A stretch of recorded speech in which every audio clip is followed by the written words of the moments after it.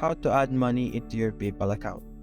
Hi guys, today I'm going to teach you how to add money into your PayPal account. The quickest way to add money into your PayPal account is by linking a card or a bank into your PayPal account.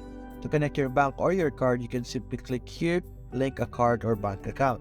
You can link a credit card or you can link a bank account by inputting the necessary information. After linking your card or your bank account, you can simply transfer your funds from your card or from your bank into your PayPal wallet. Another method is by sending a request to other people by clicking this button over here. Now over here, you can request payment form by sending them to different people using their username, email, or mobile. Another way to add balance into your PayPal account is by sending them into your account from another PayPal account.